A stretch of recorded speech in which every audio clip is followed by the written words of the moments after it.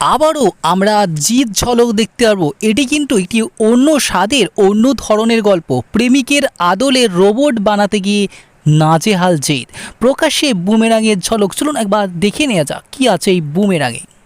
অপেক্ষার হলো অবসান, প্রকাশ্যে এলো জিৎ এবং রুক্মিণীর অভিনীত ছবি বুমেরাঙের টিজার। আর তাতেই উস্কে গেল শাহিদ কাপুর এবং কৃতি সানন অভিনীত ছবি তেরি বাতোঁ মে আয়সা উলঝা জিয়া ছবিটির স্মৃতি।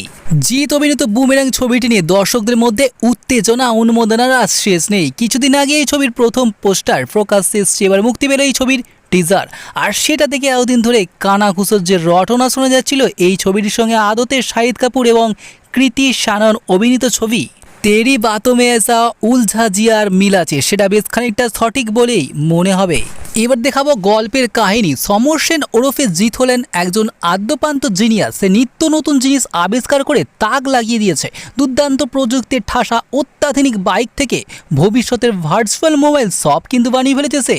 আর এবার তার লক্ষ্য তার প্রেমিকা নিশা ওরফে রুক্মিণী মৈত্রর মতো দেখতে একটি রোবট বানানো। সে মারপিট লাফঝাপ করা থেকে শুরু করে সিলিংয়ে চলাফেরা করা, তাও উল্টো হয়ে বাংলা কবিতা বলতে পারা সবই পারে এবং করে।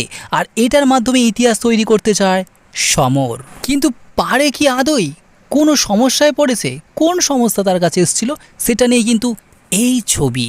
এই জিৎ এবং রুক্মিণী ছাড়াও অন্যান্য গুরুত্বপূর্ণ ভূমিকায় দেখা যাবে সৌরভ দাস, খরাজ মুখোপাধ্যায়, রজতাভ দত্ত প্রমুখকে। এই ছবিটির পরিচালনা করেছেন সৌভিক কুণ্ডু, প্রযোজনার দায়িত্বে আছে জিৎ ফিল্ম ওয়ার্কস। আগামী 7ই জুন মুক্তি পাচ্ছে এই ছবিটি। টিজার দেখে স্পষ্ট এখানে সায়েন্স ফিকশনের সঙ্গে জুড়ে রয়েছে কমেডির ফান্স। তো এই টিজার দেখে জিতের ভক্তরা কি বলছে চলুন একবার জেনে যাক। জিতের ভক্তরা রীতিমতো মুগ্ধ হয়ে গেছে এই ছবির টিজার দেখে। এক ব্যক্তি প্রশংসা করে লেখেন, শুধু সাউথ ইন্ডিয়া না, আমাদের বাংলাও পারে। সেটা শুধু জিদ্দা একের পর এক ছবি এনে প্রমাণ করে চলেছে। আরেকজন লেখেন, এইটা শুধু তোমার স্বপ্ন দাদা, এইটা তোমার স্বপ্ন নয়, এই ধরনের নতুন কনসেপ্ট নিয়ে সিনেমা দেখাটা আমাদের স্বপ্ন।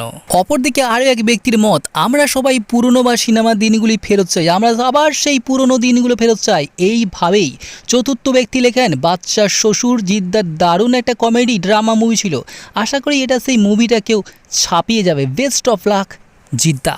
বন্ধুরা, এই পর্যন্ত থেকে আমরা বুঝতে পারছি বাংলা ছবিতে আবারও এক বড় পরিবর্তন আনতে চলেছে জিদ্দা। অবশ্যই আমাদের সঙ্গে থাকুন, আরও ভালো আপডেট আপনার জন্য অপেক্ষা করছে। দেখছেন পিএস নিউজ, বাংলার অল ইন ওয়ান চ্যানেল, যেখানে সব ধরনের ভিডিও একটি মাত্র চ্যানেলে পাবেন। চ্যানেলটি সাবস্ক্রাইব করে সঙ্গে থাকুন।